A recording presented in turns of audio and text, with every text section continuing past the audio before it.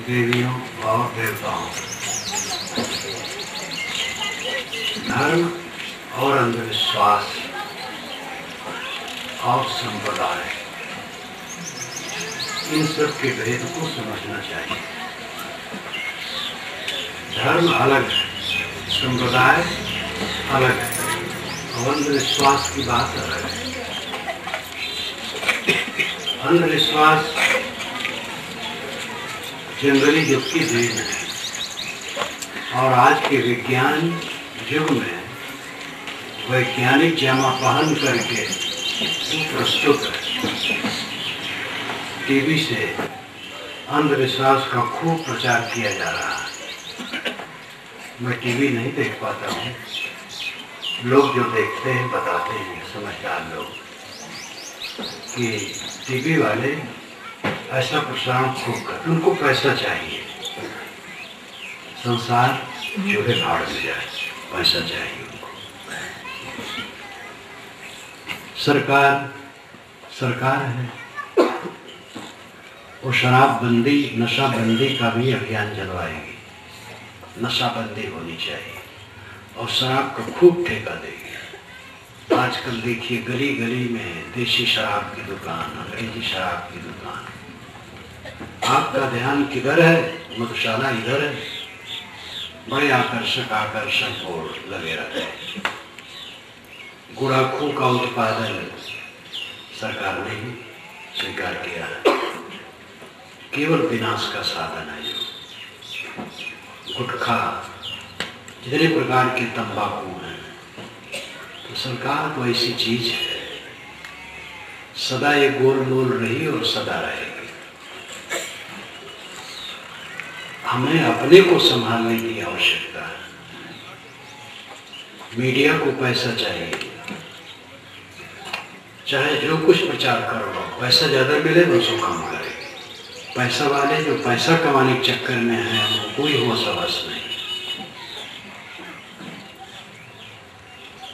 इसी प्रकार अपने अपने क्षेत्र में अंधविश्वास का प्रचार खूब जोरों से पढ़े लिखे लोग करते हैं। आप लोगों को ख्याल होगा, 10 वर्ष से भी पुरानी घटना है।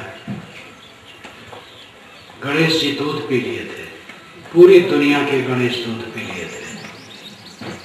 मैं उस समय इलाहाबाद आश्रम में था, प्रीतम नगर वाले में।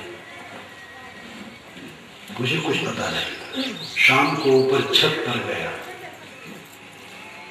तो कुछ साधु रेलिंग से बाहर सड़क पर झांक रहे थे। मैंने सोचा कभी साधु ऐसा नहीं झांकते, क्या मामला है? मैंने कहा क्या भाई, कैसे बात देखिए सड़क पर। तो सड़क पर लोग चल रहे थे। मैंने कहा क्यों इतना चल रहे हैं? कि गणेश को दूध पिलाने गए थे और जा रहे हैं। अच्छा। फिर दूसरे दिन अखबार में छपा हुआ पढ़ करके लोग बताए, पढ़े जो, कि DIG, IG, डॉक्टर, प्रोफेसर, जज, वकील, ये सब की लाइन लगी थी गणेश को दूध पिलाने। अंधविश्वासी गांव के लोग होते हैं, अनपढ़। शहर के लोग बुद्धिमान होते हैं, अंधविश्वासी नहीं होते, भ्रम है। शहर के लोग, पढ़े लिखे लोगों का एक तबका इतना घोर अंधविश्वासी है कि पूरा जड़ है, कोई विवेक नहीं। वकील को अदालत का ज्ञान है, जज को विधि का ज्ञान है, डॉक्टर को डॉक्टरी का ज्ञान है, चिकित्सा का ज्ञान है, किंतु वस्तु बोध नहीं। गणेश जी पत्थर की मूर्ति दूध कैसे पिएगी? अगर भक्त लोग गणेश जी को दूध पिलाते रहना चाहिए था 2-4 महीने। गणेश जी घूमने फिरने लगते, स्वस्थ हो जाते, लेकिन एक ही दिन में श्रद्धा समाप्त हो गई। एक इंजीनियर ने मुझसे कहा, एक मंदिर में, वो विशाल मंदिर है गुजरात में, अक्षरधाम, तो वहाँ के भक्तों ने मुझे दिखाने के लिए एक इंजीनियर को बुलाया जो उसी समाज का था, तो अहमदाबाद से हो गया। तो भीड़ बहुत थी, लेकिन वो हमें शॉर्टकट रूप में ले जाता था, सब हमारे पूरे साधुओं को सब में ले जाता था, दिखाता था। एक मूर्ति को कहा, भगवान ये मूर्ति दूध पी रही है। मैंने कहा आप इंजीनियर हैं, कुछ तो पदार्थ बोध होना चाहिए। तो लज्जित हो गए। अपनी झूठाई का प्रचार करना है। एक कलेक्टर ने लिखा कि मैं अयोध्या गया था, एक पंडा यहाँ टिका, सुबह स्नान करने गया सरजू में, तो ज्यादा पानी चला गया, तो डूबने लगा। मेरे गुरु जी तुरंत आकर उठा लिए और कम पानी में लाके खड़ा कर दी, फिर गायब हो गई। उस समय मेरे गुरु जी दिल्ली में थे, लेकिन वो अचानक आ गए और उठा करके उधर कर दिए और फिर लुप्त हो गए। फिर मैं जब पंडा यहाँ निवास पर गया तो गुरु जी सामने प्रत्यक्ष हो गए, कहे ऐसी गुस्ताखी करते हो, इतने पानी में जाना चाहिए। मुझे तकलीफ हुई, दिल्ली से आना पड़ा तुम्हें बचाने के लिए, फिर लुप्त हो गए। ये बात अंग्रेजी की पत्रिका में उस कलेक्टर ने लिखा। तो उसके एक मित्र ने पूछा क्या ये सच घटना है? अरे कहे यार ये कहीं सच होता है? हमारे गुरु जी को अमेरिका जाना था, तो जरा अंग्रेजी पत्रिका में ऐसा कुछ कर दिया जिससे वो पत्रिका अमेरिका भेजा जाए और वहाँ के लोग समझें कि बाबा बहुत सिद्ध है। ये कलेक्टर की बात है। विज्ञान का दुरुपयोग अंधविश्वास प्रचार करने में खूब फायदा किया जा रहा है। एक रेलवे के बड़े अधिकारी ने मुझसे कहा, आसाम में वो रहता था, मेरे विचार सुना, कहीं पढ़ा मेरी पुस्तकें, तो कलकत्ता में था, वहाँ आया, वहाँ रेलवे विभाग में आया था, कुछ जांच पड़ताल में या कैसे भी, रेलवे का बड़ा अधिकारी था। तो आया, मुझसे मिला, बातचीत होने लगी। कहा महाराज आपके विचार, मैंने रजिस्ट्रेशन पढ़ा, बहुत बढ़िया लगा, लेकिन फिर भी होता तो है ही, भूत प्रेत तो होते ही है। देखिए टीवी में ट्रेन चल रही है, समुद्र लहरा रहा है, लेकिन अंत में कुछ नहीं है। ऐसे भूत प्रेत आ जाते हैं और गायब हो जाते हैं। मैंने कहा टीवी का उदाहरण उसके लिए चलेगा? टीवी तो केवल छाया है, भूत प्रेत आया और वो बैल बन करके सामने आ गया और फिर घोड़ा बन करके भाग गया। तो बैल कितने समय में बनता है? गाय और बैल के संयोग होने से गाय बच्चा जनती महीनों के बाद, वर्षों के बाद वो बैल होता है। झट से बैल कैसे बन जाएगा? तो हंसने लगे। पढ़े लिखे लोगों में अंधविश्वास खूब फैलाया जा रहा है और सब आंख मूंद करके मान रहे हैं। कुछ ऐसा है हिस्सा जो नहीं मानता है। सब पढ़े गलत नहीं, और सब पढ़े बड़े विचारक हैं, ये भी भ्रम है।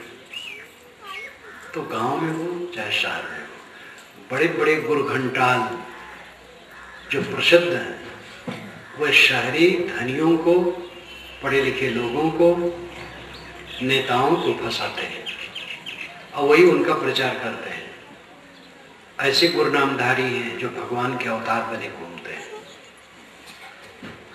और वे जब उनसे पत्रकारों ने पूछा कि देश में कई गड़बड़ियां हैं, उस पर आप क्यों नहीं ध्यान देते जब अवतार है? तो कहे मैं अगर ऐसा करूं तो सब आलसी बन जाएंगे, मेरा काम है थोड़े। उनका काम है शिक्षित अशिक्षितों को बेवकूफ बनाना। चमत्कार जितना है सब का सब झूठ है। बाबा हाथ उठाए और हिलाए और घड़ी आ गई। घड़ी कैसे बनती है? घड़ी बनने में बड़ी प्रक्रिया लगती है। हाथ हिलाने से घड़ी नहीं बनती है, मिठाई नहीं बनती है। भैंसे से वेद मंत्र बोला दिए, चौकी से कहा चल, चौकी चल पड़ी, दीवार से कहा दीवार चल पड़ी। 4 किलो चावल में भात बना, हजारों लोग खाए, 1 हंडा भात बच गया। कोढ़ी कुछुए वो सुवर्णमय हो गया, अंधे को आंख मिल गई, और लोले और बंगले के हाथ पैर ठीक हो गए, बंध्या को पुत्र मिल गया। ये सब छोटी छोटी बातें धर्म वाले प्रचार करते हैं, धर्म का नाम है। ये धर्मी नहीं, पूरे अधर्मी है। ये राजनीतिक बाजी करते हैं, मजहबी भावना फैलाते हैं और अपने मजहब मिलाने के लिए ये सब ट्रिकबाजी करते हैं और समाज को बेवकूफ बनाते हैं। आपको कोई संतान नहीं दे सकता, कोई रोग नहीं काट सकता। रोग की चिकित्सा करवाओ, संयम से रहो, संतुलित खाओ, ये सब की आवश्यकता। मन प्रसन्न रखो, रोग हो गया है चिकित्सा कराओ, औषध करो, संयम से रहो। कोई छू मंत्र से कुछ नहीं कर सकता है, मुकदमे में विजय नहीं करा सकता, आपको पैसा नहीं बढ़ा सकता है। उसके लिए मेहनत करो, चाहे जिसके नाम से अंधविश्वास की बात, चमत्कार की बात, चाहे जिसके नाम से, नाम लेना बेकार है, क्योंकि सैकड़ों महापुरुष हैं और उन सब के पीछे चमत्कार भक्तों ने जोड़ा है। एक महात्मा को लोग कहते थे रात में महात्मा जी उड़ते हैं आकाश में, तो गांव वाले देखने आए रात में, चुप के बैठ गए झुरमुट में। आधी रात के समय महात्मा निकले पेशाब के लिए, तो गांव वाले खुशफुसाए कि देखो अभी महात्मा निकले, उड़ेंगे तो ध्यान रखना। तो महात्मा जी को आहट हुई कि भाई क्या बात है, तुम कौन हो? तो महाराज आपके गाँव वाले क्यों बैठे हो? रात में आप उड़ते हैं, देखने आए। बेटा मैं उड़ता नहीं हूं, मेरे चेले उड़ाते हैं। ऐसे सब मत के चेले उड़ाते हैं। सभी महापुरुषों को ये लोग जादूगर बनाए बैठे। इन अंधविश्वासों से सावधान रहिए। संत भक्त चले जमीन पर, पैर उनके नंगे थे, तो पृथ्वी सकुच गई, कांटे कंकड़ों को उसने अंदर कर लिया, इससे भक्त को कष्ट न हो। सब पेड़ फल गए उसके स्वागत में। पशु देख करके, पक्षी बोल करके उसका स्वागत करने लगे। ये काव्य है केवल। भक्त से भक्त, संत से संत नंगे पैर चलेंगे, कांटे कंकड़ जहां है वहीं रहेंगे, सावधान नहीं रहेंगे तो चुप जाएंगे। और पेड़ अपने अपने रथ पर फलेंगे। अमुक जगह यज्ञ हुआ और एक साथ सारे पेड़ फल गए विविध प्रकार। ये यज्ञ की महिमा, ये भी झूठ है। तो चमत्कार के उन्हें स्वीकारिए और कर्म को सुधारिए और निर्भय रहिए। क्या होगा संसार में? मृत्यु होती है, शरीर बना है, मरना पक्का है। सारी चीजें बिगड़ाऊ हैं, सब नश्वर है। डरो मत, क्या होगा? जब तक जीवन रहेगा भोजन मिलेगा, कपड़े मिलेंगे, आवास मिलेंगे, मूल आवश्यकता की पूर्ति होगी। अब खास काम है अपने मन को शुद्ध करना। घबराओ मत, डरो मत। एक चपरासी था 22 बरस का, स्कूल का चपरासी, वो मर गया। बड़ा सज्जन था, गांव में हाहाकार मच गया उसके मरने से। बड़ा प्रिय था वो। छोटा बच्चा था, महीने 2 महीने का उसका, और पत्नी थी बस। तो सरकार ने उसकी पत्नी को चपरासी का पद दे दिया, गुजर बसर का रास्ता निकला है। और बच्चा पढ़ने लगा। जब थोड़ा बड़ा हुआ, बहुत मेधावी बच्चा निकला, तो गांव के मुखिया ने माँ से बच्चे को मांग लिया और कहा मैं इसको खूब पढ़ा दूं, फिर तुम्हें दे दूंगा। तो शहर में भेज दिया। बच्चा पढ़ा, वो कलेक्टर हुआ। कितनी कच्ची उम्र में पिता मर गया था, लगता था घर लुप्त हो जाएगा, लेकिन पिता रहता तो शायद अपने पुत्र को इतना न पढ़ा पाता कि वो कलेक्टर हो सके, और कलेक्टर हो गया। हम और आपके नाते दुनिया नहीं चल रही है, दुनिया सदा से चलती है, सदा चलती है, चालित यंत्र है। हम लोग नाहक भ्रम में हैं कि हम नहीं रहेंगे दुनिया डूब जाएगी। एक चूहा आगे दौड़ रहा था, बैलगाड़ी पीछे चल रही थी। चूहा को भ्रम हुआ इस बैलगाड़ी को मैं खींच रहा हूँ, तभी तो मेरे पीछे पीछे चल रही है। तो बाएं वो घूम गया और गाड़ी आगे निकल गई। तब लगा मैं नहीं खींच रहा। हम लोग चूहे की तरह मूर्ख, हम समझते हम खींच रहे हैं दुनिया को। अरे दुनिया पहले से है, आगे भी रहेगी, हम इसमें कुछ नहीं है। हम हैं अगर कुछ तो एक व्यक्ति है और हमारा काम है अपना कल्याण करना, सुख से रहना, दुख रहित जीवन बिताना। निर्भय रहो, चमत्कार अंधविश्वास में कहीं न पड़ो, प्राणियों को देवी देवता समझो और इनका आदर करो, सत्कार करो। परमात्मा भगवती, देखो इधर भगवती बैठी है, इधर परमात्मा बैठा, भगवान बैठे, विराट स्वरूप भगवान, इनका आदर करो। जो बोलते डोलते नहीं है देवता, उनको तदीयम वस्तु गोविंदम तब हमें वो समर्पये, पानी उछाल करके भगवान का भोग लगा दिया, कुल लौटा के खा गए। और जब ऑफिस में बैठे तो बिना घूसने काम नहीं कर रहे। जो खाया नहीं भगवान उसको खिलाया, खिलाने ढोंग किया, और जो खाने वाला भगवान है उसकी खुराक छीनी। दुकान पर बैठ करके और हर क्षेत्र में हम गोलमाल करते हैं, और गोलमाल करने मतलब क्या है? भगवान को कष्ट देना। हम धोखा देते हैं तो किसको धोखा देते हैं? प्राणी को। वही असली भगवान है। और जब तक ये दृष्टि हमारी नहीं आएगी, हमारे जीवन में परिवर्तन नहीं आएगा। औपचारिक क्रियाएं करते रहेंगे। धर्म के नाम आजकल तो बड़े बड़े आडंबर चलते हैं, बड़ा आयोजन होता है और जबरदस्ती चंदा वसूला जाता है, दादागिरी करके वसूला जाता है, और चंदा करके जलसा किया जाता है, और जलसा में शराब वराब सब चलता है। और धार्मिक है, अखंड कीर्तन है, अखंड जागरण है, पता नहीं क्या क्या है। और उसके पश्चात बचाने की चेष्टा की जाती, पैसा अधिक से अधिक बच जाए, खर्च कम करना पड़े, और फिर उस पैसे को लेकर के आपस में कला होता है।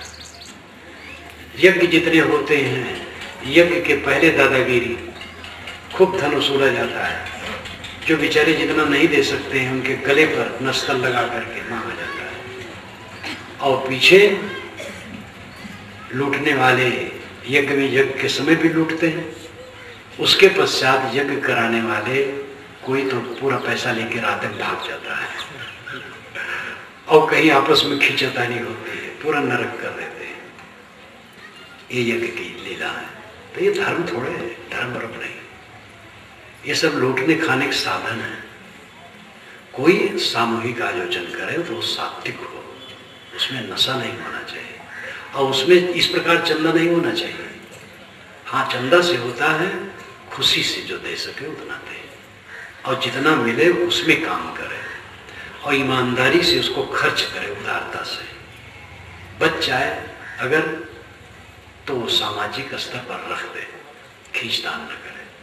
लेकिन सब में लोभ, क्षोभ और बदमाशी, और कहा जाता धर्म का काम किया जा रहा है। धर्म और कुछ नहीं, दिखावा है, आडंबर है। अभी जब मैं पहले आता था यहाँ, सन 54 से आने लगा हूँ, सन 1954 से गुरु जी के साथ, और अगर इस बार आता रहा छत्तीसगढ़। तो पहले मैं देखता था कि रामचरितमानस की कथा वार्ता लोग करते हैं, और भक्ति भावना सुधार की बात ये सब करते हैं। अब रामायण प्रतियोगिता सुनता हूँ, देखा नहीं, लेकिन रामायण वाले इतने खिन्न हैं जो समझता है कि वो पूरा तमाशा हो गया, दिखावा हो गया, और रामचरित की बात एकदम भुला दी गई, केवल दिखावा हो गया। तो आजकल दिखाने की बात तो बहुत बढ़ रही है, वो धर्म नहीं है। धर्म है सहन करना, त्याग करना, संयम से रहना, शील से रहना। एक वाक्य में कहें, अपने पर संयम और दूसरे के लिए शील का बर्ताव, ये धर्म है। हम अपने पर संयम करें और दूसरे के साथ शील का बर्ताव करें। ये पक्का पूरा धर्म है। फिर दान पुण्य, जो अपने पर संयम करेगा वो दान करेगा, जो महाभोगी होगा उसको दान करने कहाँ फुर्सत है। अपने पर संयम करने वाला ही दान करेगा। दान मुख्य धर्म नहीं है, दान तो मुख्य धर्म के फल फूल है। मुख्य धर्म है संयम अपने पर, और जो अपने पर संयम करेगा वो दूसरे के साथ शील का बर्ताव करेगा। महाराज राम ने अपने पर संयम किया, राज दिखा करके बंद दिया गया, और वो घबराए नहीं, क्रुद्ध नहीं हुए, शांत रहे। वाल्मीकि रामायण में लिखा है कि वनवास सुन करके राम को शोक नहीं हुआ। ये राम का रामत्व है, शोक नहीं हुआ। जो भक्त लोग कथा करते हैं कि राम तो लीला कर रहे थे, सब नाटक कर रहे थे जानबूझ करके, वो तो परब्रह्म परमात्मा थे और सब लीला कर रहे थे, वो सच थोड़े था। वे राम कथा को चौपट कर देते हैं। राम कथा त्याग से पूर्ण है। वन सुनकर, राज सुन करके और वनगमन और उसमें शोक न होना, ये कितनी प्रेरणाप्रद है। माता पिता की आज्ञा, भाई को राज्य मिले, इसको लेकर के वे कांटे के पथ पर 14 बरस तक चलते रहे। इससे हमें प्रेरणा मिलती है। अगर वो नाटक कर देते, सब दिखावा था, तो कोई मूल्य नहीं रह गया। तब इतने मूल्य है कि राम राम कहो मुक्त हो जाओगे, राम का नाम लो दुख दूर हो जाएगा। राम अपने माता पिता के दुख को नहीं दूर कर पाए, अपनी पत्नी के दुख को नहीं दूर कर पाए, और स्वयं बेचारे दुख से भरे रहे। इसलिए भारतीय परंपरा में जब कोई अपना दुख देर तक रोता है किसी से, कहने लगता अपना दुख, तो लोग कहते क्या राम कथा शुरू कर दी। राम कथा, राम कहानी, अपनी राम कहानी शुरू। राम कहानी मतलब दुख भरी कहानी। तो दुख तो था उनको, लेकिन वो झुके नहीं, ये उनकी विशेषता है। यही राम का रामत्व है। राम लीला नहीं कर रहे थे, राम तप कर रहे थे। पीछे के भक्तों ने लीला कह करके राम के चरित्र को ठंडा कर दिया है, और केवल जप करके उनका नाम लेकर के तरन तारन की बात कह दी है, जो और भूल भुलैया है। कर्म सुधार से कल्याण होता है। नाम मंत्र जपना बुरा नहीं है। किसी भी मंत्र को, नाम को आप जपें, सभी नाम और मंत्र बराबर है, ये ध्यान दीजिए। वेद का मंत्र, कुरान का मंत्र, बाइबल का मंत्र, गुरबाणी का मंत्र, कहीं किसी ग्रंथ का मंत्र हो, और कोई नाम हो, राम हो, अल्लाह हो, खुदा हो, गॉड हो, और इसी प्रकार कुछ भी पूजा पद्धति हो, ये सब मनुष्य के सदाचार के सहायक है। थोड़ा मन साफ होता है, समय का अच्छा उपयोग होता है, लेकिन ये अंतिम काम नहीं कर सकता है। ये शुरुआत की बात है। असली धर्म है आत्मसंयम। आपकी भक्ति की परीक्षा होगी आपकी पवित्र वाणी से, पवित्र कर्मों से, पवित्र मन से। आपके जीवन से आपकी भक्ति की कसौटी होगी। जीवन जितना पवित्र है उतना भक्ति अज्ञानी कहा जाएगा। कितना नाम जपते हैं ये इससे कुछ नहीं। एक पंडित ने मुझसे कहा कि अयोध्या में मैंने प्रवचन में सुना कि 27 करोड़ राम नाम जब कोई कर ले तो मुक्त हो जाएगा। तो मैं जपने लग गया, 25 करोड़ जप डाला, कोई फर्क नहीं पड़ा तो छोड़ दिया। मैंने कहा 2 ही करोड़ बचा था, कर लेते, कौन जाने मुक्त हो जाते। तो कहे महाराज 25 करोड़ में कुछ फर्क नहीं पड़ा, तो लगा कि कुछ नहीं होगा। मुक्त का मतलब है शोक मोह से रहित हो जाना। कोई नाम दोहराने से मुक्त होगा। राम तत्व समझे, राम क्या है। कभी साहब का ये प्रसिद्ध पद आप कहीं सुने हो तो सुने हो, पंडित बात बदे सो झूठा, राम के कहे जगत गत पावे, खान कहे मुख मीठा, भोजन कहे भूख जो भाजे, जल कहे तृषा बुझाई, पावक कहे पाव डोजा जो डाहे तो दुनिया तर जाई, नर के संग सुआ हरि बोले हरि प्रताप न जाने, जो कभी उड़ जाए जंगल में तो हरि सुरत न आने, बिन देखे बिन अरस परस बिन नाम लिए का होई, धन के कहे धनिक जो होए, निर्धन रहे न कोई। सांची प्रीत विषय माया, सो हरि भक्तन की फांसी। काहे कबीर एक राम भजे बिन, बांधे जमपुर जासी। तो साहब कहते हैं पंडित, जो तुम बात बदलते हो कि राम राम कहने से मोक्ष होगा, ये झूठी बात है। कभी साहब तो सीधा कहते थे, कोई लीप पोत नहीं करते थे। पंडित बात बदले से झूठा। फिर उदाहरण देते हैं, राम राम कहने से अगर मोक्ष हो जाए तो खान खान कहने से मुख मीठा होगा, और आग आग कहने से पैर गर्म, और पानी पानी कहने से प्यास बुझ जाएगी, और भोजन भोजन कहने से भूख दूर हो जाएगा, और धन धन कहने से आदमी धनी हो जाएगा, और ऐसा होता नहीं है। तब साहब कहते, सांची प्रीत विषय माया, सो हरि भक्तन की फांसी। हरि भक्तों की फांसी है कि उनको सच्ची प्रीत विषय माया से, राम भजन है विषय माया का त्याग। मन में एक क्षण में राम रहे या काम रहे। काम एक काम धंधा है तो ठीक है, लेकिन मनोविकार वो दुखदाई है। मनोविकार है तो राम की स्थिति नहीं होगी, राम है तो मनोविकार नहीं होगा। तो साहब कहते हैं कि राम भजन का अर्थ है जीवन की निर्मलता। जीवन की निर्मलता की प्रक्रिया राम भजन है, आत्मशोधन राम भजन है। जैसे रुई को धुन करके धुनिया साफ कोमल कर देता है, ऐसे निरंतर अपने को देखते हुए अपने मन को धुनते धुनते विकारों से रहित कर दो, ये जीवन आनंदमय हो जाए। लोग कल्पना करते खूब धन होगा तो आनंद होगा, खूब धन से आनंद नहीं होता है। धन की जरूरत है, वो थोड़े की आवश्यकता है जिससे गुजर बसर हो। आनंद होता है निर्मल मन में, निर्भय मन में। जिसका मन निर्मल है वो निर्भय है। क्या बिगड़ेगा? बिगड़ने वाली चीज रुक नहीं सकती है, वो बिगड़ के रहेगी। जितने मनुष्य आज हैं 100 वर्ष के बाद कोई रहेंगे?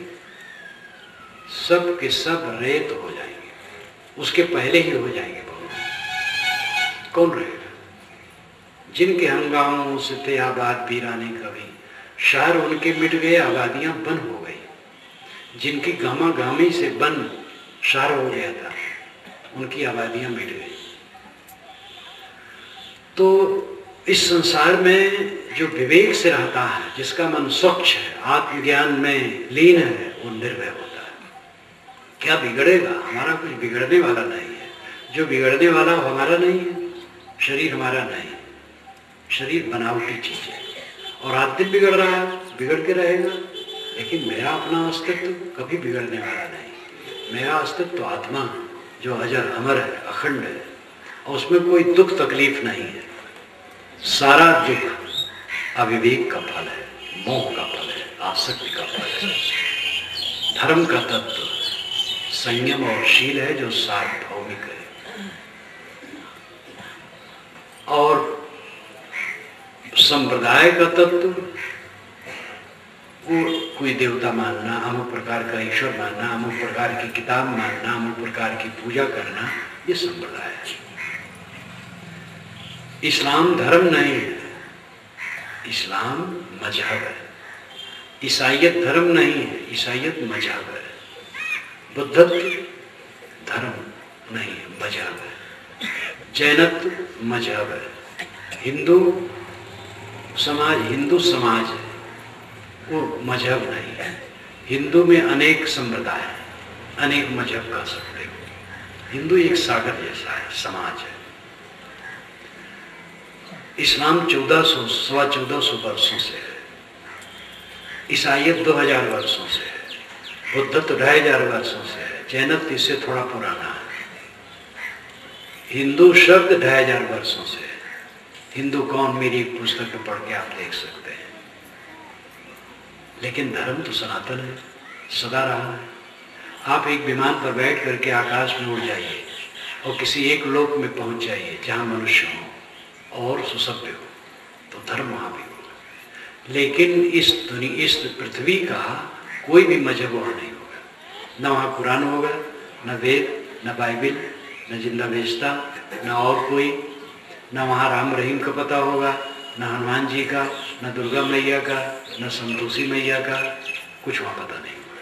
वहाँ अपने ढंग से कुछ होगा। लेकिन संयम और शील का महत्व वहां भी होगा। अगर वो सुशब्द हैं तो ये समझेंगे कि अपने पर संयम और दूसरे के लिए शील का व्यवहार, प्रेम का व्यवहार करना चाहिए। यही धर्म का तत्व है। धर्म हुआ है जो सर्वव्यापक हो, सार्वदेशिक और सार्वकालिक हो। मजहब हुआ है जो किसी देश और काल में बना हो, परिवर्तित हो और लुप्त होता हो। आज से 2500 वर्ष पूर्व का कोई मजहब नहीं है, सब बदल गया। और जितने मजहब संप्रदाय हैं पृथ्वी तल पर, सब 2500 वर्ष के इधर के हैं। जिस परंपरा में हम लोग जी रहे हैं, इस परंपरा का मूल ग्रंथ ऋग्वेद, फिर उसके पश्चात 3 वेद।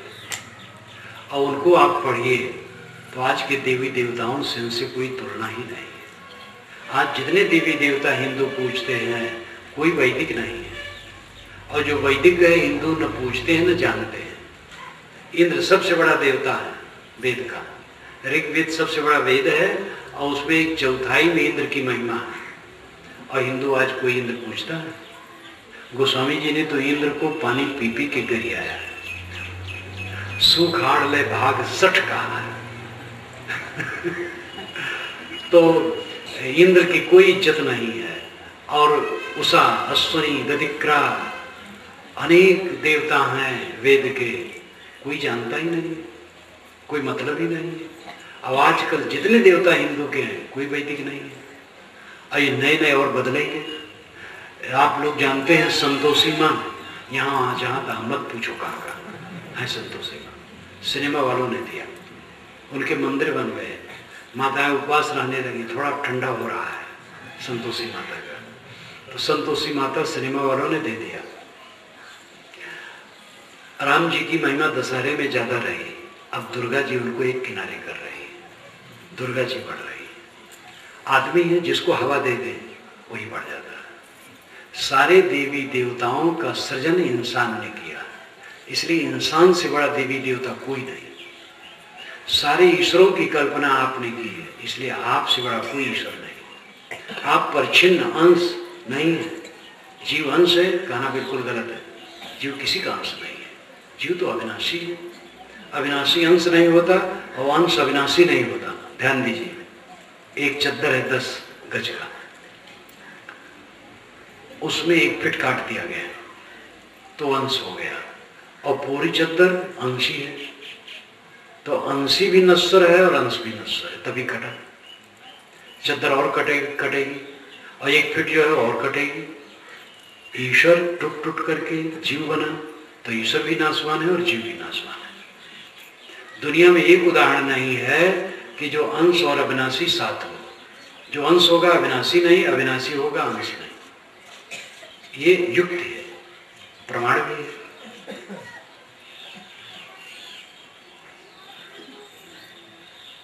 न जायते मृत्ति व विपश्चित नायम कुतश्चित न बभूव कश्चित अजो नित्य शास्त्रों पुराणों न नित्य निमाने शरीर। ये उपनिषद में आता है। यहीं से कुछ बदल करके गीता में रख लिया गया है। न जायते मृत्ति व विपश्चित, विपश्चित कहते बुद्धिमान पंडित को, लेकिन यहाँ विपश्चित का अर्थ है ज्ञानवान आत्मा। ये ज्ञानवान आत्मा न जायते व मृत्ति, ये जन्मता और मरता नहीं है। नायम कुतश्चित न बभूव कश्चित, न अयम न यह कुतश्चित किसी से, कश्चित कोई, बभूव पैदा होता है। कुतश्चित कश्चित न बभूव, इस पर ध्यान दीजिए। कुतश्चित किसी से, कश्चित कोई, न बभूव नहीं पैदा होता है, क्योंकि अजो नित्य शास्त्र पुराण, यह जन्मा है, नित्य है, शाश्वत है, पुराण है। न नित्य अन्यमाने शरीर है, शरीर के नाश होने से इसका नाश नहीं होता है। तो आत्मा अमर है, वो किसी का अंश नहीं है। ईश्वर अंश जीव विनाशी एक संप्रदाय की मान्यता है, सबकी नहीं। वैष्णव में भी जो इस संप्रदाय को नहीं मानते, इसको नहीं मानते। वैष्णव में विशिष्टाद्वैत मतवादी इसको मानते, द्वैतवादी नहीं मान रहे। स्वामी दयानंद भी नहीं इसको मानेंगे।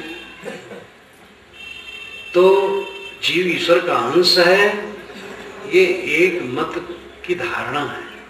जीव अविनाशी है, वो किसी का अंश नहीं है। आप किसी के अंश नहीं हैं, आप प्रतिबिंब नहीं हैं, परछिन्न नहीं हैं, तुच्छ नहीं हैं, आप महान हैं। आप तुच्छ हैं तो महान कौन है?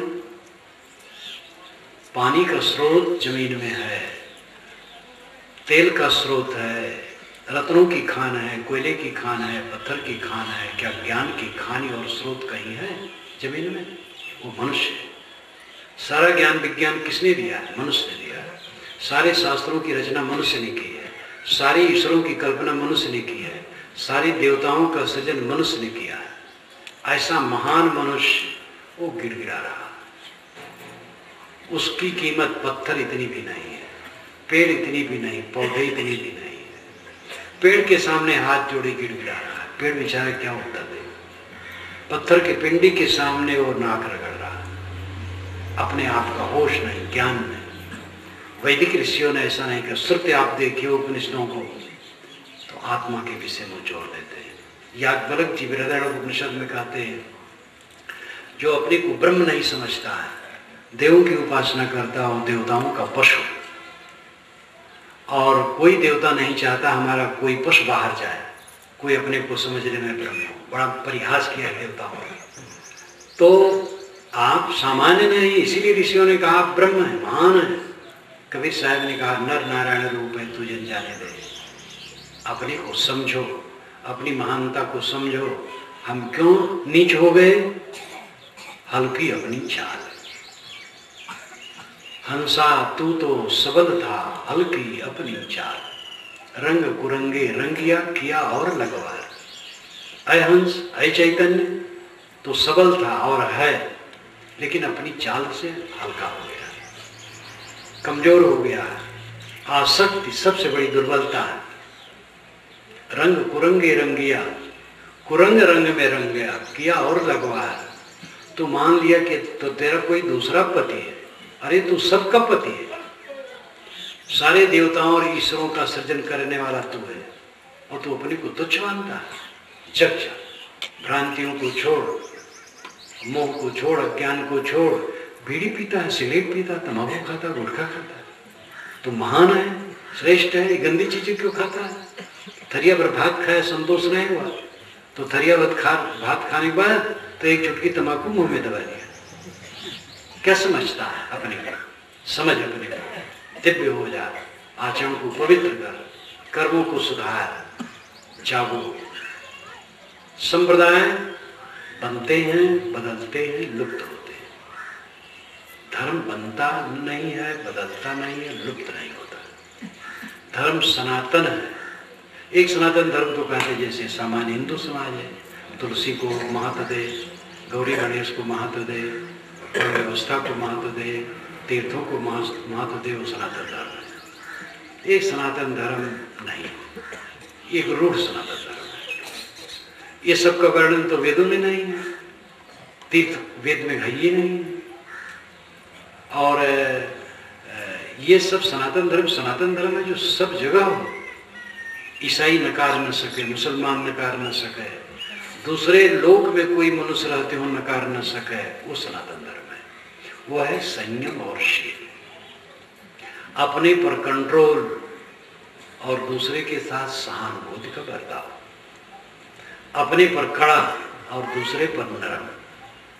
अपने को क्षमा न करो, अपनी गलती क्षमा न करो, दंडित करो, अपने को सुधारो, और दूसरे से गलती हो जाए तो नम्रता से उसका सहयोग करो, सुधारने की चेष्टा करो। ये धर्म है। ये धर्म की बड़ी जरूरत है। आजकल धन बढ़ गया है, ऐश्वर्य बढ़ गया है, भोग वस्तुएं बढ़ गई है, यातायात साधन बढ़ गए हैं, संचार साधन बढ़ गए हैं, पूरा संसार इकट्ठा हो गया है, संयम घट गया है। इसलिए दिमागी फितूरेबाजी बढ़ गई है, विक्षिप्तता बढ़ गई है, सनक बढ़ गई है, पागलपन बढ़ गया है, आत्महत्या बढ़ रही है। जब तक आदमी अपने चित्र को न उठाएगा, सावधान न होगा, ये भौतिक बात की बहिया में बहेगा तो अपने का नाश करेगा।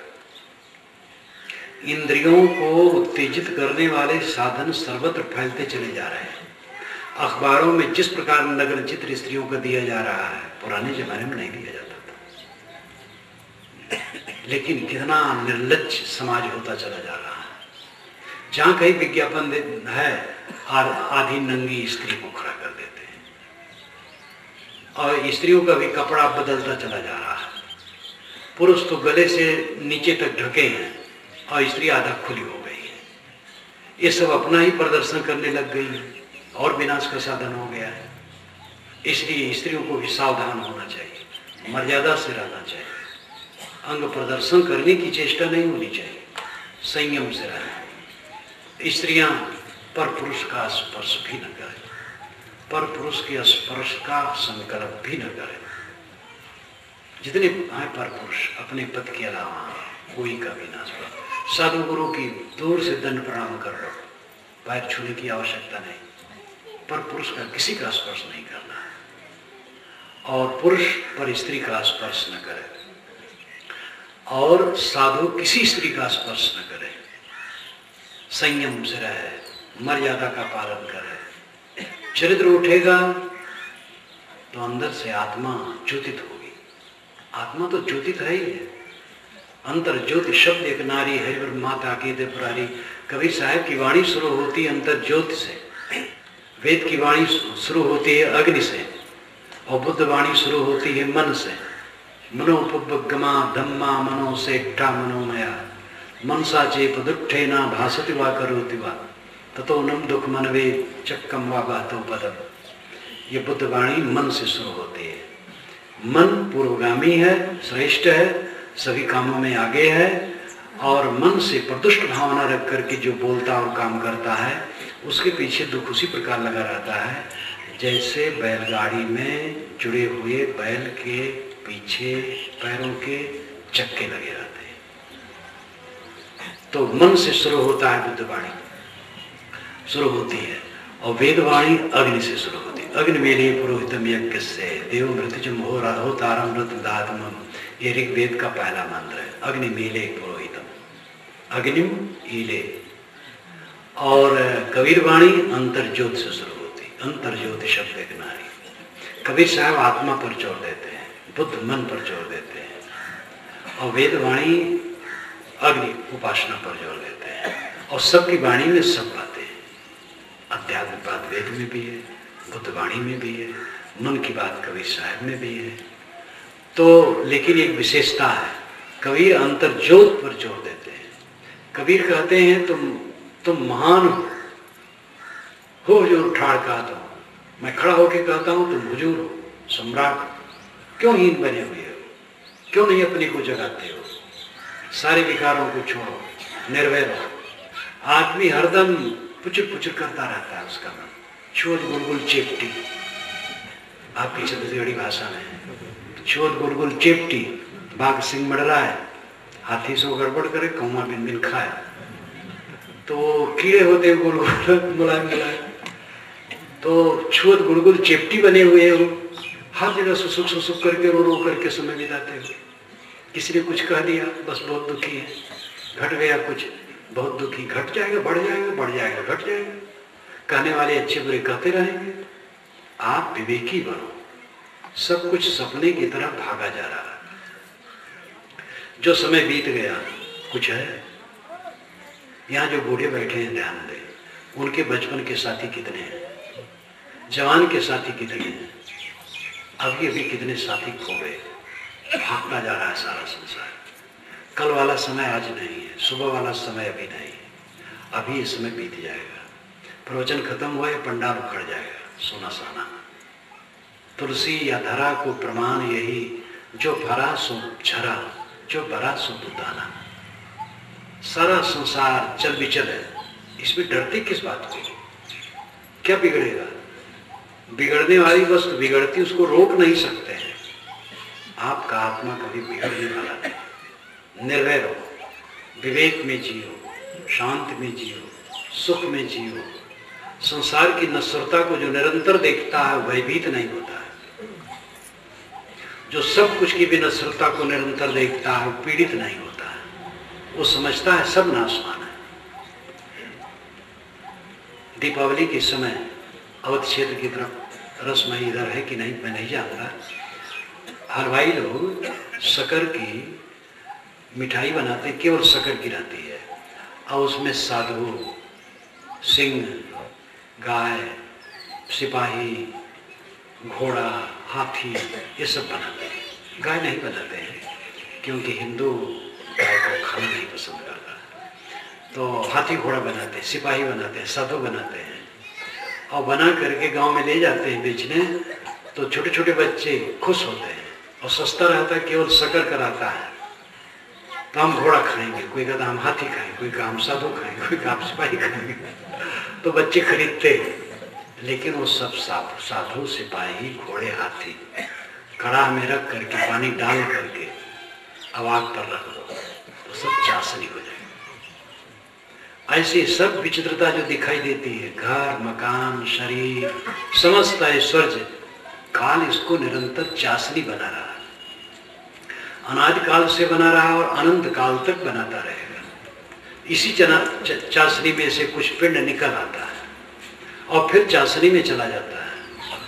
ये जीव देह धर करके आता है और यहाँ लुप्त होता है, आसक्त होता है, और समय शरीर को समाप्त कर देता है, और जीव इस संसार के मोह के चुंबक से खींच करके फिर आ जाता है और फिर देह धर के भटकता है।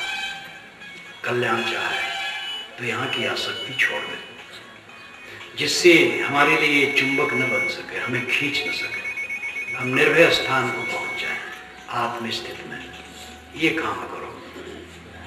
तो मैंने कहा था कि जो अंधविश्वास है, चमत्कार है, सारा चमत्कार अंधविश्वास है। भूत प्रेत, जादू टोना, झाड़ फूक, अंग फड़कन से शुभ की कल्पना, दिशाशूल, छूछा घड़ा भरा घड़ा देखने से हान लाभ की कल्पना, सबसे बड़ा अशुभ तेली तेल लेके सामने आ गया।